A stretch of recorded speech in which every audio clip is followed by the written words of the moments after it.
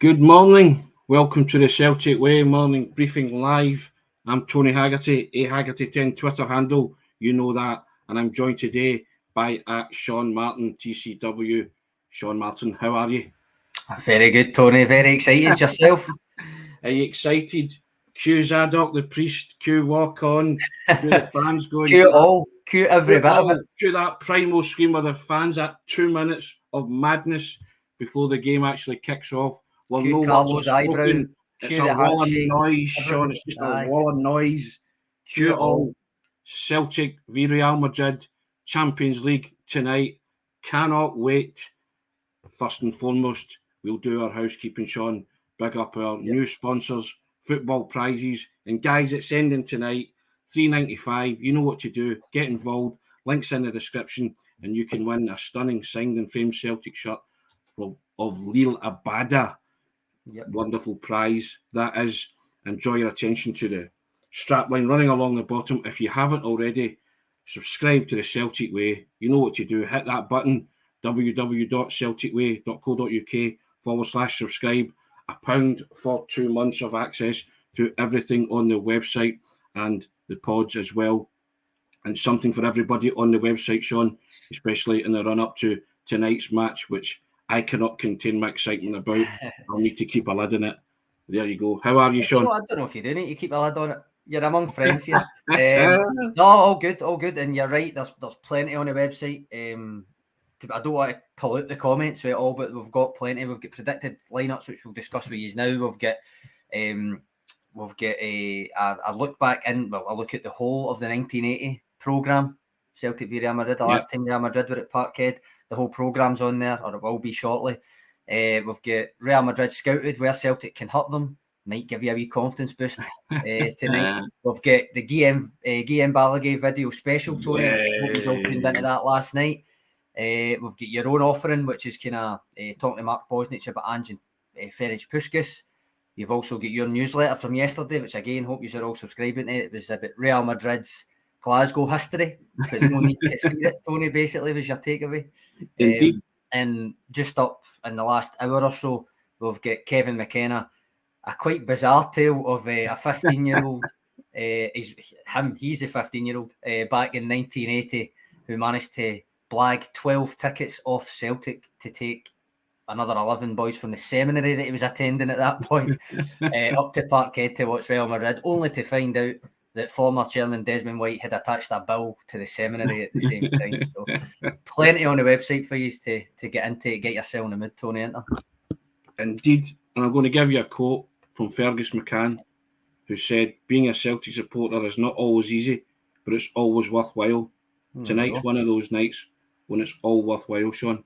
The European holders coming to Celtic Park, Celtic, Real Madrid, Retro Celtic, I think sums it up. Feel like a wee boy waking up too early on Christmas morning for Santa. The heightened excitement around this has just reached fever pitch. And I thought the manager yesterday was wonderful. Absolutely wonderful in his press conference, Sean. Summed up when he was asked about managing expectations. And he said of the supporters, my role is to make sure they come in bouncing and hopefully we send them bouncing out. I mean, come on. That's just why? I mean, put it this way, were you surprised that was his response? No, I wasn't surprised. He's made that clear, isn't he? He's made it clear that he said that last year as well. He's not there to dull people's expectations. Fans are allowed to get excited. Fans are allowed to be feeling like that. It's up to him to make sure the team's focused on the task at hand. That's all. He's not there to kind of tell people, no, you can't be thinking that. You can't be thinking that. So, no, I wasn't surprised. As usual, spoke very, very well. Obviously, it was to a new audience in the Champions League, which I think speaks volumes that he spoke the same stuff that kind of reiterates all that, everything that we say usually about him. It doesn't matter. The stage is going to give you the same message. Matt O'Reilly was the same when he was speaking. Yeah. The only thing he conceded was they might have to choose their moments to press more effectively, which I think was fair enough. But apart from that, it was our football. Sean, can Celtic shock the football world tonight? Can they? I mean, why not? That's what I would ask you is, do you consider it now that there's comments like David Ferguson feeling strangely confident about tonight? to be honest, still trying to compute how Ange has transformed this whole club in the space of 12 months, nothing short of miraculous, bring on the best. Now that, I think, has actually become the prevailing feeling ahead of this. But do you consider it to be like a free hit or a just see how you got on? That it doesn't really matter at the end of the result? Or do you think now there is a wee bit of actually do something? I want to test our brand of football against the best. Don't come any better than Real Madrid. Go in. What did we say in the summer before the draw was made? Go in and have a rip at it, regardless of who you get. And that's Andy's philosophy. He's going to have a rip at this. He's going to test his football, put his football up against the best. Don't come any better than Real Madrid. And we know they're the most successful football club in European history. We get all that. So, and I hesitate to use the words free hit, but as Bosniak said to the two of us, Celtic have got absolutely nothing to lose. And when you've an opponent with nothing to lose, you can cause shocks. That's the beauty and the romance of competitions like this. But I don't think Ange's in it for the beauty and the romance. He's in it to win football matches. Yeah. And that's the way Celtic are going to set up to win a football match tonight. And I can't wait. Frank Brennan says any kind of draw tonight will more than suffice, Tony, and particularly in the context of Celtic's next two games being away from home. Beach Boys saying tonight is all about enjoyment, excitement, and score irrelevant, but he fully expects then 4 wins against RB Leipzig and Shakhtar. Now, I think hidden in there is actually a point where, despite what we said there, that they can shock Real Madrid, they can take something, the parkhead factor, the way that even if you've listened to it, Guillaume explained sometimes where Real Madrid can be got at, which sounds a hell of a lot like the way Celtic like to play.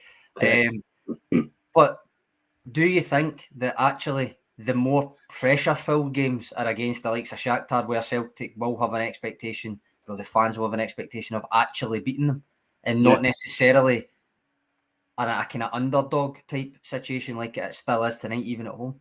There'll become more pressure situations, Sean, depending on the result tonight. If you get what I mean. If Celtic get a point, then you'll go into those matches with real, a spring in your step, confidence and striding forward. If you lose tonight, then obviously there'll be people saying, well, it's Real Madrid, and I get that. But you want to try and put your best foot forward in the group, especially in the opening day. And I think getting Real Madrid in the opening match day 1 is just ideal for Celtic. I just think it's tailor-made for them. And I'm not saying they're going to win, but I just think that, I really do think something special can happen. They can shock the football world. Why not? I really, and I think this is what we've spoken about before, that it's taken Ange, nearly 25 years to become an overnight sensation. This is where he's always seen himself. This is the platform and stage he's wanted to be on. This guy's not going in just to compete and be happy to be there. Celtic want to win football matches. He's sending a team out with a game plan to win the football match. And bring it on, Sean. Michael Duffin shouldn't fear anybody yet. We mentioned Sheriff Tiraspol. Sheriff Tiraspol beat Madrid last season, so why not Celtic? No, again, I mean, it's there was. Hold on, there's Andrew Gilliat. I'm hoping this game is going to go down as a classic. I think a lot of people think that as well. And Brian McCabe, enjoyed the chat with Guillaume yesterday. There's a few comments coming in about that. Appreciate Thank it. Gary McDowell, great guest last night. Truly spoiling us to it about. We do try, Tony. And on that note, Tony, did you realise we surpassed 1 million views on the channel the other day? I just clocked it this morning. Yes, you clocked it this morning and you tweeted it out, and that's what brought it to my attention. So I mean, I think that's incredible for the 2-man operation, and you see the wardrobe in the background and all that stuff. No, but we try and be as professional as possible, guys. We try and give you the best guests. We try and be, have an obdurate eye and stuff. We are talking about the club that everybody supports. Yep. But we do try and bring objectivity and balance in everything that we do, and we just love the fact that I've mentioned this before, and Sean, we built a wee community up here in the Celtic Way, and we enjoy the to and fro. We enjoy the comments. We enjoy just discussing everything about the club that everybody loves, and also nights like tonight. It's the biggest night in a long time, Sean, for Celtic. Tony, I think with the channel, I think it's pretty obvious. Neither of the two of us, I know we're journalists, but neither of the two of us are broadcast journalists. Yeah. I think neither of us would say we're a natural at these videos, but yet we do them every day, and we just kind of do them as ourselves. And thankfully, you have all kind of accepted that's just the way we are. So much appreciated. To get it to 1 million views, to be honest, Tony's, I find it mental. I much appreciate it. Yeah, we do, and that's not paying lip service. We can't do it without you guys. So we are very humbled by that, and those numbers are pretty staggering to me. And you're the numbers man, Sean. So the number cruncher. So if you're telling me that's pretty impressive, then I'll believe you on that. But it is the most humbling thing ever. We started this not knowing where we would be in a year's time. Yep. So I think Jerry Coyle's got his tongue in cheek here, is he not? A question many have asked, Tony. Many have asked it. You'll be surprised, Jerry, to find that the answer to that is affirmative. We are bona fide journalists, but there you go. And thanks for the comments coming in about the numbers, guys. A good comment here. Guillaume seemed to talk a lot about the defensive midfielder, Tchouameni. It seems to me that their chances hinge on how well this young man compensates for the lack of legs and Kroos and Modric. He did focus on him a lot because I asked him about Casemiro's absence, and he actually, he obviously thanked Man United for pumping more money into La Liga, first and foremost, but he kind of said Casemiro was on the wane anyway. Still important, but on the wane. And Tchouameni's kind of stepped up into the main anchor man role. So I think, judging by what Guillaume was saying, judging by Stuart Ross's scout report, he will be key. I'll put the scout report in the comments. But the other guy, Tony, and I realised there's Benzema and Vinicius and Kroos and Modric and stuff and all the rest of them. But for me, I whenever I watch Real Madrid, Fede Valverde stands out to me. Yeah. Because he's one of those players one of those frustratingly good players that can literally play any position you want him to play, that kind of thing. You can see him playing at right back, you can see him playing centre mid where he kind of comes through, but he plays right wing a lot for Real Madrid, and it's to kind of give them that aggressive pressing in the front three. And he set up the winner in the Champions League final, and I'm intrigued to see if he starts at right wing again and basically how Greg Taylor and probably Maurice Jens cope with him. There was a moment in our chat with Guillaume where we were getting a wee kind of conceit of ourselves after speaking, and we were thinking, yeah, we can get at Real Madrid. It was kind of like Celtic can get at them. And then he started rhyming off the players. And I'm sure I said, yeah, I was feeling okay till you started saying, well, he plays in the team. And I get it that it's 11 against 11. And you pointed out even Matt O'Reilly's going to relish that stage and wants to put himself up against the best. Now, speaking of players, Sean, we both put a starting 11. Yeah, you can put the link to that. I think we're slightly different, aren't we? We are slightly different. I probably provoked the ire of some, I would imagine, by...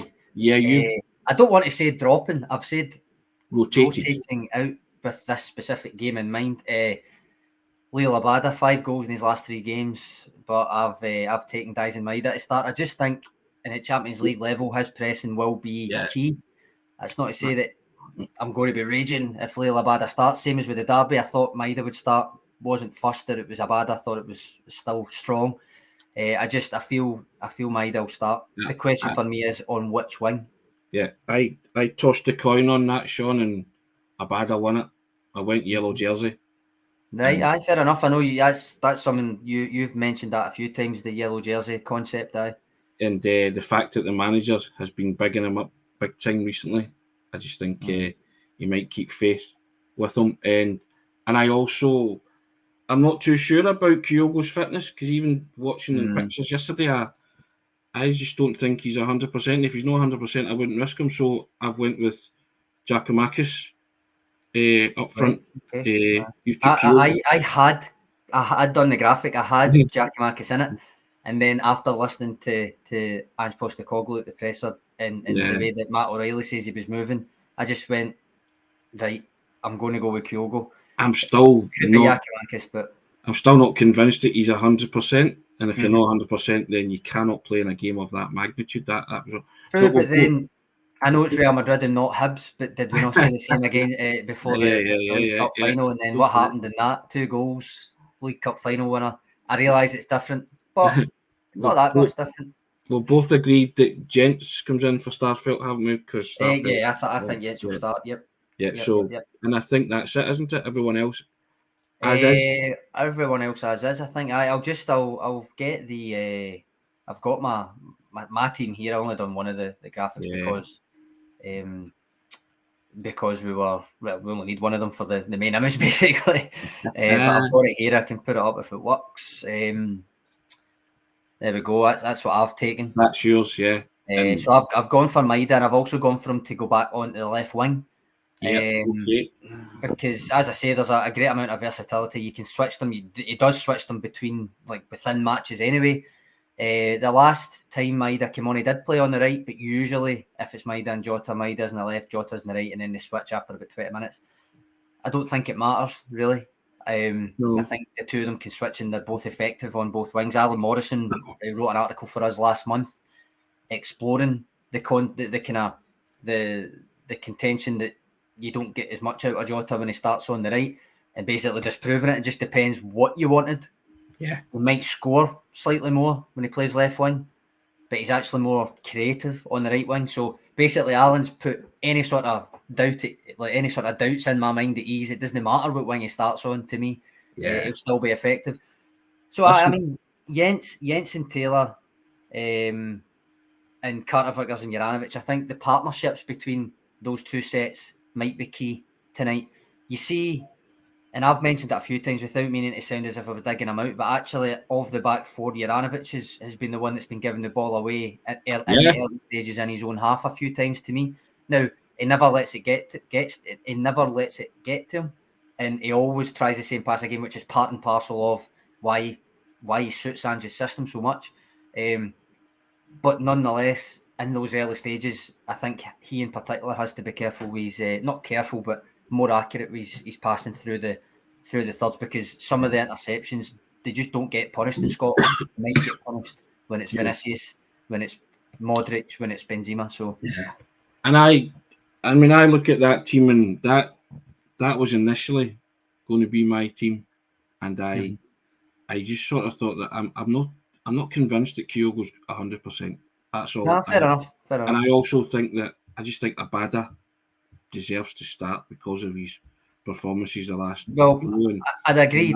I don't think, the thing is, I didn't think Maida deserved necessarily not to start. Yeah. On the United, that was more Abada got his chance for a wee bit of rotation and massively took it. Which is all you can ask. That's all you can ask. So I would have no qualms whatsoever if Abada starts. I just think it'll be Maida. And I've no qualms if that team starts either. I think that I think it could be that team, and you see, I deliberated in my head, and I wrote that kind of team down first, and then I sort of thought, right, okay, where are we? And I was kind of like, fine. So a good point from Andrew Galea here. Abada can come on later. Like that applies to Maida. Whoever it basically applies to whoever doesn't start, and you've still got Haksabanovic and Yakimash if he doesn't start, Kyogo if he doesn't start. Yes. Forrest said as well. You've so many options up there. We said this when we put up a depth chart at the end of the transfer window, but it really is. You can mix and match a lot. Or as David Ferguson says, Abada, what a player to bring on when you're 3-0 up. On that note, I don't know, did we say at the start, just we'll put a comment of the day in different things? I did. Just to make sure I couldn't remember. Or did we? Maybe not. In fact, maybe we didn't. I don't know. I wouldn't rely on me because I maybe wasn't listening, but just too excited, Sean. I don't think we did, but get your questions and comments coming in, guys. Well, McMillan, we will pick. Is it not better to get Abada's hat trick and then bring Maida on? But love it. Do you know what? That's exactly the way Ange was talking about yesterday about the supporters. Why not have that optimism? You know, as Celtic Park's you know what it's like, Sean. It's a wonderful amphitheatre, and Champions League nights does things to players. Strange things to players. It does, yeah. It really does. I mean, there's a debate obviously just now that, and I remember I put up a comment couple of weeks ago when the draw was made, or just before the draw, saying that the Parkhead factor is a myth now because of the kind of Champions League home record and different things. Now, the only way to change that is to do it in the next home game. Yeah. I would posit. So if that is the case, then you can easily dissuade that notion by taking something off the European champions, and then other people in the group, Leipzig and Shakhtar, look at it and go, oof. So I think the words of Tommy Burns echo tonight, don't they? When you pull on that jersey, you're playing for a community and a cause. I think all the Celtic players will find that out tonight, just what that cause is all about at the highest possible level. Mm-hmm. This is the biggest test that Celtic will face, arguably in Ange Postecoglou's reign as manager. Real Madrid opening game, match day 1 of a Champions League group stage, and you have to embrace that, and you have to, all those ingredients have to come together in order to make it a special night. But turn up first and foremost, play your football, test yourself, play the football, and don't deviate from what the manager's been saying, and trust your own instincts as well. And I've got no qualms that Celtic will give a good account of themselves tonight. Absolutely none. No, and I think come the end of the game, whatever the result, you'll be proud of the team. But there's a wee bit in me that thinks that they can shock the football world tonight. I just think that something special is in the offing and in the air. What do you think of this, Tony? Alan Robertson, does Ange go with the double pivot or stick with the usual midfield trio? I've obviously gone usual midfield trio, so have you. Do you think there is a chance he goes double pivot with, for instance, McGregor and Moy, or McGregor and a baptism of fire for Oliver Abelgard, or even moving someone else back, like slightly further back, Hatate? I don't know. Is there any chance you think he does it? Nah, I think he goes with the usual midfield trio. He wants to win the game. The thing is, what I would say there is, going with a double pivot wouldn't be a signifier that he doesn't want to win a game. No, I know that. By the way, I hope you noticed yesterday the word pragmatic was getting thrown about again. But no, I don't think he will tonight. I think maybe in one of the away games. Yeah. Maybe try it in one of the away games, maybe more than one of the away games. You might see a slightly different one. But again, you can hardly ever, I'm not saying you are, but you can hardly ever accuse a double pivot that's got Callum McGregor in it as being a kind of defensive move, if you know what I mean. And Aaron Moy, for all some people were chatting, he's the defensive midfielder that Celtic needed. He's not a defensive-minded player. He might keep it simple at times, but he's a passing midfielder. He's not a brute, if you know what I mean. We'll see what Oliver Abelgard's like when he comes into the team, obviously. But nonetheless, I would posit that a double pivot that's got McGregor in it is not a defensive pivot. If you know what I mean. So Celtic are simply not a defensive team. No, they're not, and I think those three are developing a real understanding. I really do. Yeah, pre-season, special understanding. Yeah, pre-season again when the three of them started. Yeah, I can't see past it, and it's harsh on David Turnbull, because really, what more do you want him to do when he gets a start? He scores when he comes on. He scores. He does play well, but those three are the main three for me. Again, going back to your depth chart, Son, when these guys come on, they know they're coming on to have an impact. The manager's telling them, and they're not taking the huff. That's how he's keeping everybody happy. Mm-hmm. You know, he's spoken about, we don't have a preferred starting 11. They have a squad of however many it is, 19 to 22 players, 25 players for the Champions League, and every member of that squad will play their part at some stage. But maybe not the substitute goalkeepers, but you know. Again, going back to what Matt O'Reilly said about the only thing you can really see changing is to be more picky with when they choose to ignite their press. Now, that to me is just acknowledging the simple fact that they won't enjoy as much possession as they do domestically in Europe. They saw that last year in the Europa League. It is just what's going to happen.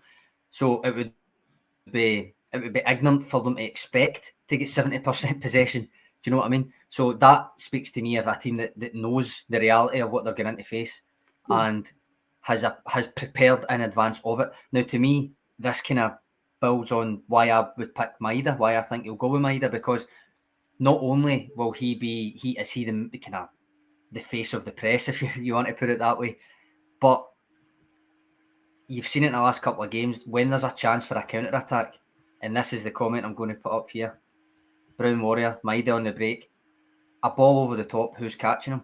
And the thing is, with Celtic, there's not that many chances domestically to play a ball over the top when there's 2 banks of 4 or 2 banks of 5 sitting. But against Real Madrid, when you're not going to have quite as much possession and they will be in your half more than you're used to, there will be a chance to use that on a counter. And you saw it against Leverkusen last year. I think you might have picked it as one of your favourite goals. Yeah.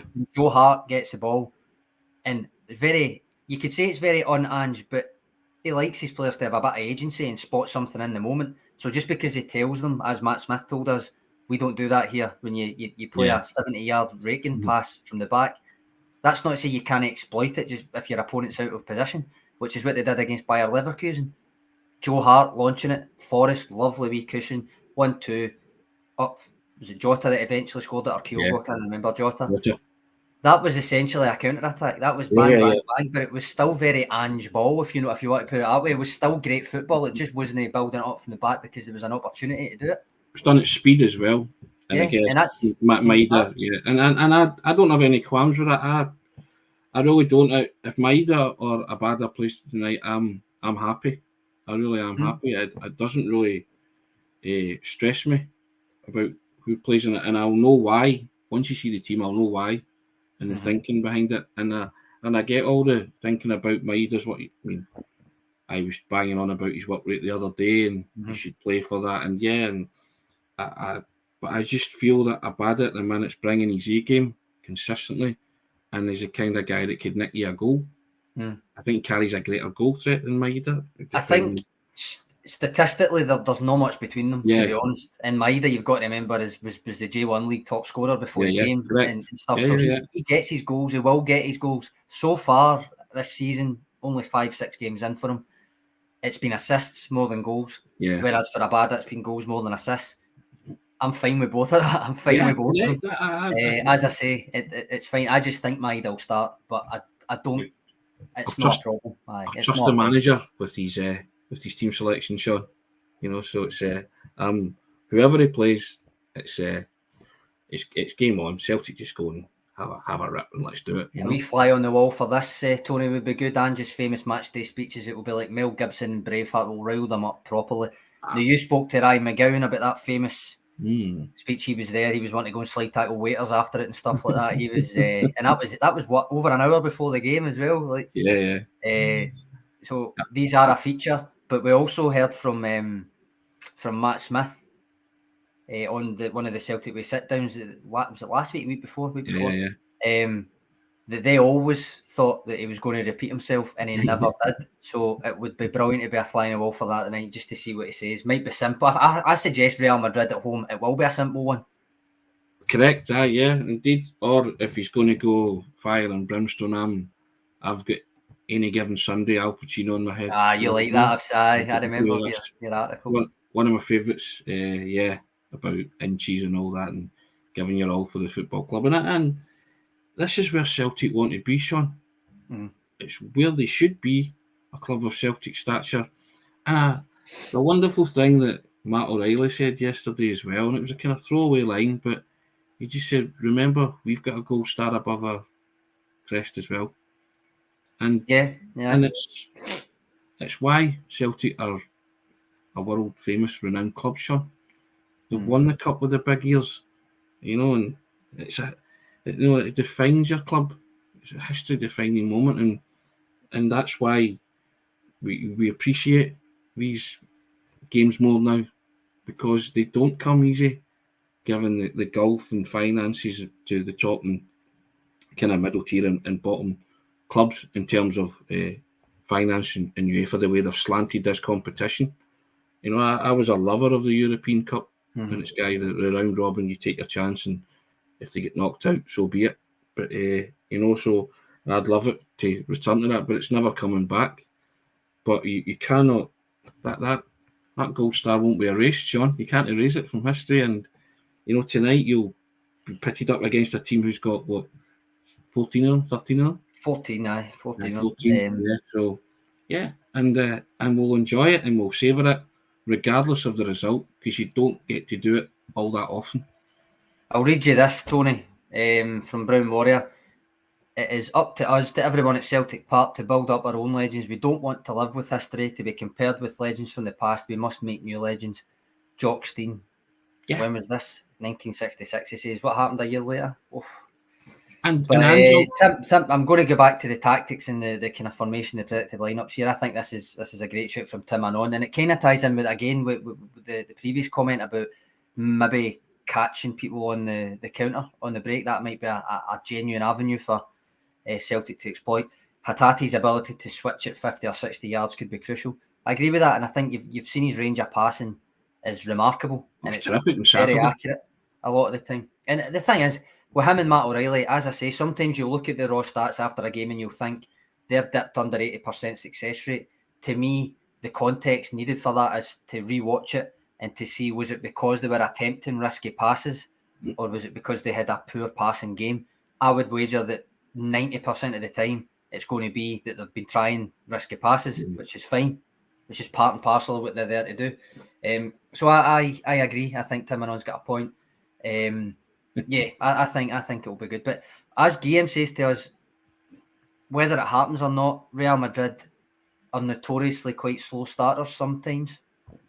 So therefore, that Celtic high press early on, especially, could be very, very, very intriguing. I think every ingredient's crucial tonight, Sean. Celtic's high press, turning up and performing, and the fans have got their part to play as well.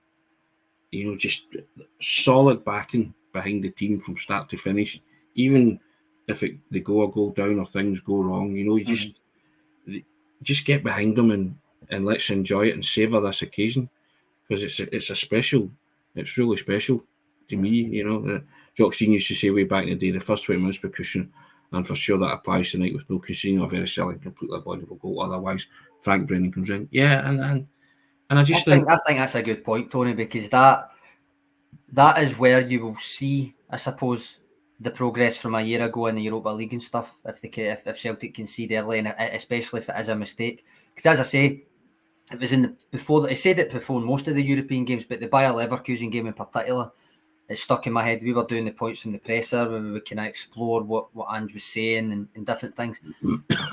I know I've said it hundreds of times, but I'm go back to it. This resilience that he talks about. He kind of referenced it again yesterday with testing yourself and your football and all that.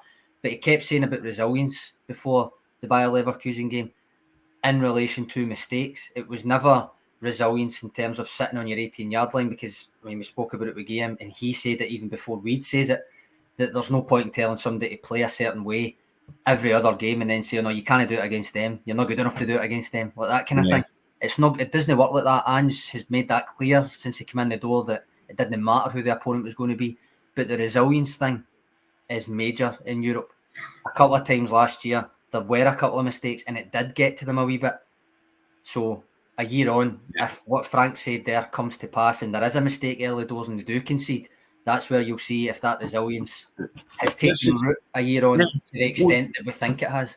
Well, this is the biggest acid test to see how much we've learned from European football last year, or European adventures. You know, and I like to think that this team has grown in confidence and resilience, and also their education. And I think they have an ability to cope now with a test like Real Madrid. You know, they've got the mechanisms there. This is Ange's team. You know, all of them, not just the 11, all of them. And it's been drummed into them. Repetition. There's not one player that will go out in that park tonight fearing Real Madrid or the reputation or whatever. And there's not one player that will go out in that park tonight not knowing their job, their role, and what they need to do. If they can execute it, then they've got a great chance of getting a result. And I know that Real Madrid are a formidable team, and it'll be a joy to watch some of the best players in the world strutting their stuff as well. But you have to just, go and match them, go stride for stride, and play your football. Trust your instincts, trust what the knowledge that the manager has imparted onto you, and go and have a crack. Just let's have a crack. Try it. Go and try it. And don't be fearful of trying it on that stage. Andrew Galea, a good point. Ange ball is early balls forward domestically. Celtic, you just don't see it because people usually park the bus. he reckons Celtic's game is made for tournament football. Now, I think that's a good point, because although I was saying that a lot of it wasn't build-up play, that Leverkusen goal, it was quick thinking. And it was a long ball, obviously. It was a long ball tactic, if you want to put it that way. But it was exploiting what was in front of you. They weren't in position. Celtic players were. They were ready to exploit it. What's the difference between that and a quick throw, a quick free kick, that kind of thing? You've seen it on Saturday. What can happen with quick free kicks when opponents aren't ready, aren't switched on, have they done their homework, that kind of thing? So Andrew Galea's got a great point. And also, I think this is where being a Celtic centre-back becomes one of the biggest responsibilities in football, I'd argue, because the point that Andrew makes is, realistically, with what Ange Postecoglou wants, he does want you to get that first pass in as quickly as possible to break the lines and all that. But in Scottish football, essentially, your centre-backs spend more time in the ball than otherwise would. Yeah. Tonight, I think Carter Vickers, sometimes when he's pressured, he's still not sure. But he's getting there. I think he is getting there with the passes that he's willing to play and the way that he's willing to carry it. Jens, I think he holds on to the ball slightly too long still, but his actual ability on the ball is there. You can see it. As I say, he kind of likens himself to Leonardo Bonucci. That's lofty praise. Tonight would be a great time to show it. But I think Andrew makes a great point, and this is where you'll see the centre backs coming to the fore. If they've got the chance to play that ball quicker than they do domestically, will they take it? But also as well, you're playing Real Madrid, so it's just this, you are aware of the quality that they possess, and conversely, the way Rangers switched off on Saturday, if Celtic do that at any stage tonight, they could be punished for that, because you are playing the European champions, who will look for you to switch off at any given time. So you accept that this is the highest step up in class that Celtic can take. But I don't know about you, Sean, but I'm not scared at all. I'm loving it. You know what I mean? I'm just like, yes, it can't happen soon enough for me. One thing I'll say is, Tony, no matter what the result is tonight, say they do it, say they do get a result, it's not going to be arguably the greatest game I'll ever have been at, Barcelona. It's not going to be that, because it's just not going to be the way that they're going to allow the game to unfold. It's not going to be 10% possession or whatever it was. It's not going to be, might be a counter-attacking goal, as I say, but it's not going to be in the same manner. And they all count, obviously. But I'm intrigued to see it. I'm intrigued to see it tonight. I think it's going to be one not to. But that's why and we'll come to the score predictions. I don't think there'll be a 0 on the score. I said to you yesterday, if you'd have said this 12 months ago that you would go into a game against Real Madrid, European champions, Real Madrid in the Champions League, first game of the tournament, with confidence and optimism, or quiet confidence, but certainly optimism. Aye. You know, people would be like that. Okay, don't talk to him. He's losing it. You know, so it's a remarkable turnaround in 12 months, and the buy-in from everybody has led to these moments. You know, tonight's going to be special, regardless of what happens. I really do think that they will come away tomorrow and we'll be, you know, you'll just be poring over one of those wonderful Champions League nights at Celtic Park. And I genuinely can't wait. I've been excited about it since Celtic won the title and try to keep a lid on it, but I think it was a retro Celtic said, like a wee boy waiting for Santa Christmas. And you know what? And I've even put my Santa jumper on for the occasion. I'm a 50-year-old nearly grown man, you know, and I'm still getting excited. And there's not many things that can excite you like that, Sean. With football, it's the greatest club game in the world. It is. It certainly is. And, you know, following the fortunes of your team in the greatest club competition in the world, it's just, there is no better sight in football. No better. You know, how proud will you feel of Ange and this set of players when they line up, when you hear that music? You won't hear the music, Tony. You know you won't hear the music. But when you think where you were 12 months ago, that seemed like a long way off in a pipe dream. And this guy's giving you your club back, your pride back, your team, and playing a style of football that traditionally was something that your father, your grandfather spoke of in moments in history. You know, You've saw the likes for yourself with Martin O'Neill's team, Tommy Burns' team, Brendan Rodgers' team. But this particular team, they are slowly but surely entering the hearts and minds of Celtic supporters, because Ange Postecoglou and this group of players are catching a moment in time, and the sheer unbridled joy that he's brought in the last 12 months, you can't buy that, Sean. Can't buy that feeling that Celtic supporters have, and the depth of feeling that they have for their manager and this set of players now. It's incredible, and people don't get it. They don't get what Celtic means to supporters. They don't understand it, and if you don't understand it, then it's inexplicable. You cannot explain it. Okay, cool. Saying win or lose, give it a red hot go, which kind of sums it up, Tony, I suppose. Alan Robertson, if Celtic do go ahead, hopefully they'll learn from last year's performances versus Betis and Leverkusen. Fair point. Tim and on, I think Real will play it cagey to suss Celtic out for the opening 15-20, potentially. Simon Fideni says, who's coming off the bench to pull a Tony Watt? If they need a Tony Watt. Is that Maeda or Abada that's doing that then, Sean? Well, think on it, right? Pat McCarthy says here the key is to use the squad to allow for 60 minutes of all-out exertion. That is the point. I mean, this is when we were going back last season and saying about the problem wasn't. I mean, I literally wrote an article saying the problem isn't a lack of Plan B. It's because he never had the depth to make sure Plan A was 90 minutes.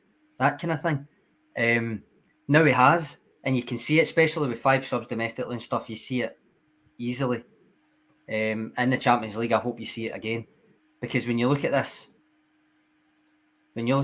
you've got numerous people that you can ask to come on and inject that intensity to keep it at a level that you want it to be at. And I think that's the main thing for me. That's why I've enjoyed this summer so much. That's why I've enjoyed putting together the depth chart this year. Because last year I might have done it, but I didn't enjoy it half the time. I think enjoyment's been the key words that Ange has brought. And I think somebody used the word swashbuckling. I use it myself a lot to describe this team. And the phrase I always use. And partly it was kind of jokingly about Neil Lennon's team, because they weren't rip-roaring, free-scoring, never boring. But Celtic traditionally have always been that team would play with wingers and centre-forwards and scored goals. And it's just that Ange Postecoglou promised a team you would be proud of, and he would, in the best traditions of Celtic, and a team that would get you up off your seats. You cannot deny that he's done exactly what he said he would do on the tin. And I think that's the most joyous thing that you can bring to any Celtic supporter, watching a team that gets you up off your seat, gets you chanting and singing, and excites you, because they swashbuckle and they score goals and they play a brand of attacking football that it's a joy to watch at times. Yep, Jerry Herring says Real Madrid beat them last time in Glasgow, Tony.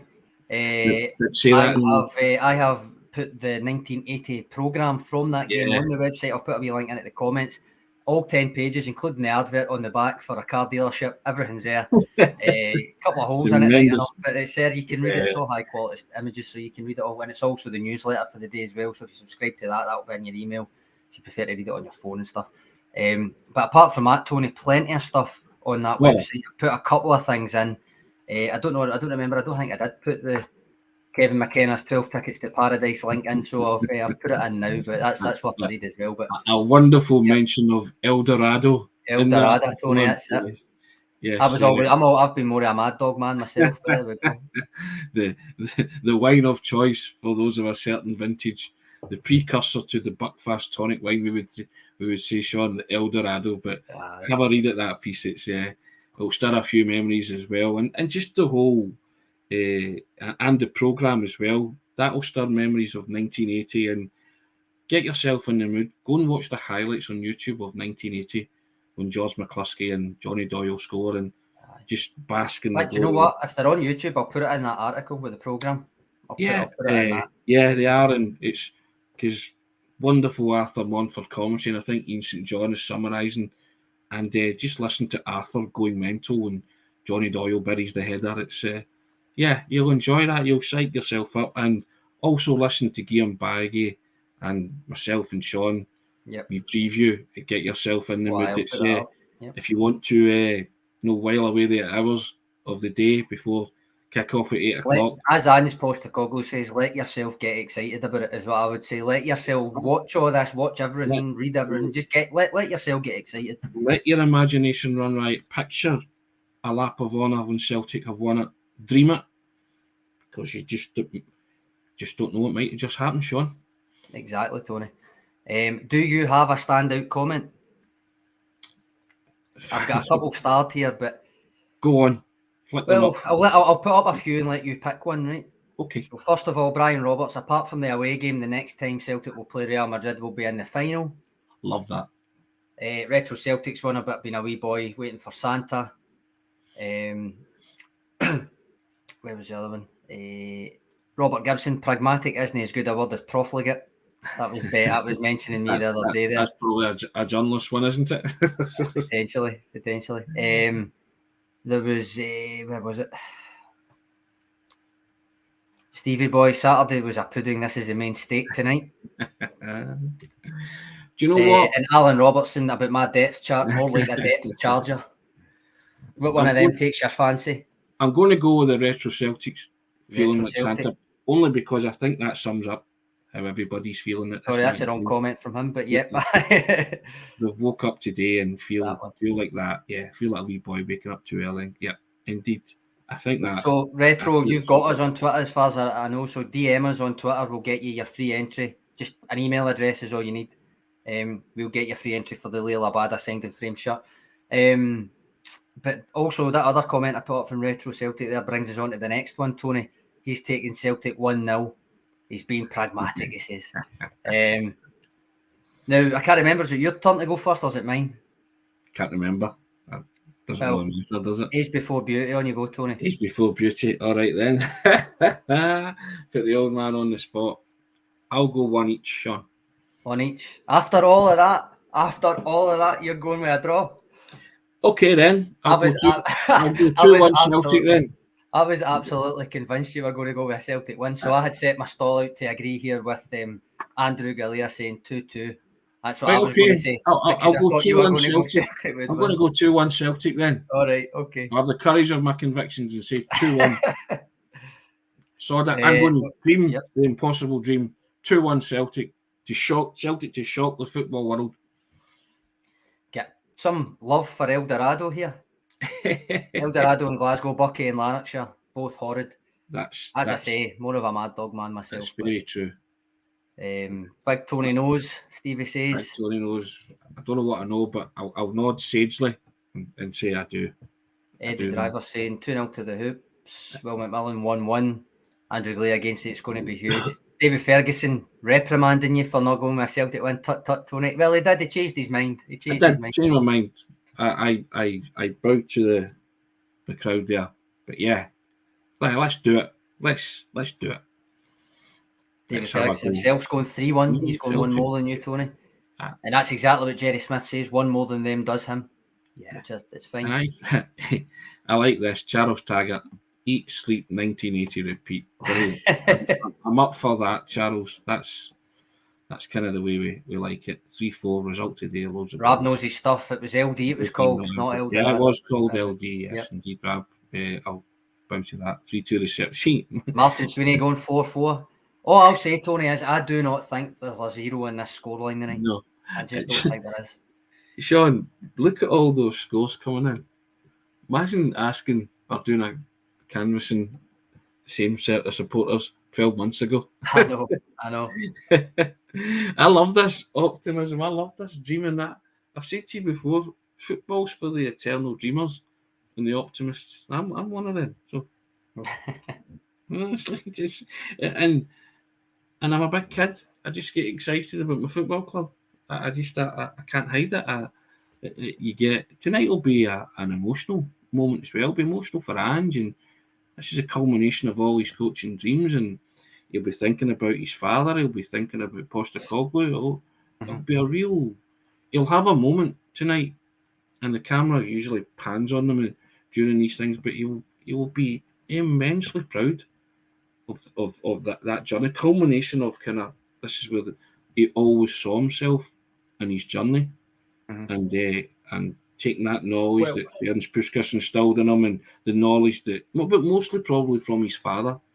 His father's a big influence in his life, and I think Mark Bosnich said it to us that his father will be looking down on him and he'll be proud of his boy. And these are the kind of things you picture in your head, you know. I think I do get. I agree with you. What I would say is culmination.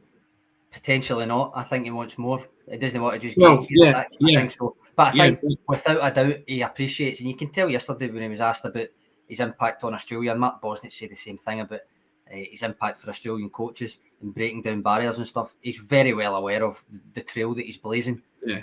But there's more miles in that. In terms of the story, it's a ... to be continued. But this is kind of the first of many for him, he hopes. You know, so last comment, Brown Warrior. It was bottled in Greenock. So what you're saying is I'm maybe not even top 3 of the best Greenock exports. Then probably LD, Martin Compston, then maybe me. I don't know. Nice one, guys. Look at football prizes. $3.95. You can win a signed Leela Bada shirt. You know what to do. Links in the description, and obviously the Retro Celtic for his comment will be entered into that draw for free. Well done to the Retro Celtic. And as we always ask you, subscribe to the Celtic Way, guys. Support top quality journalism covering the club you love. Yes, the two of us are journalists, for those that are surprised by that. £1 for 2 months of full access on the site. As Sean's outlined today, some wonderful stuff on the site today. You can join us. Hit that button, www.celticway.co.uk/subscribe. Sean, it's going to be worthwhile. Fergus McCann's right. Not always easy, but it's going to be worthwhile. Tonight, it's going to be worthwhile.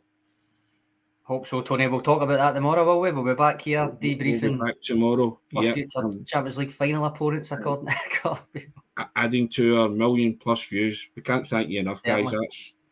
That's been the best news for me today to hear those numbers. It's very humbling indeed, and we love it, and we love the fact that you come together and you give us your time, you start your day off and factor this into your day. It's we really appreciate it. We genuinely do. Tony, one last comment, because go on. Jerry Coyle saying Greg Taylor, he'd be top 3. He's Inverclyde, he's Gourock, he's not Greenock. Oh, right, okay, technicality there. There you go. All about technicalities on the Riviera, Tony. Getting in Sean's fighting side there. That's the fighting spirit we need the Celtic players to show tonight, Sean. To get in about Real Madrid, European champions, doesn't matter. Parkhead, Celtic Park, paradise. Don't call it paradise for nothing, do they, Sean? Certainly don't, Tony. We hope. Excellent. Guys, thanks for your comments. Hope we've set you up for the next few hours, but read the website articles, watch the Guillaume Balaguer Champions League special preview. Guarantee you'll enjoy it and you'll be in the right frame of mind heading into 8 o'clock tonight, Sean. Yep, let yourselves get excited. Website, videos, all of that, and come back tomorrow and we'll chat about it. Tremendous. Thanks for your contribution, Sean. Always first class. Thanks, guys. Take care. Enjoy tonight. Cheers, guys.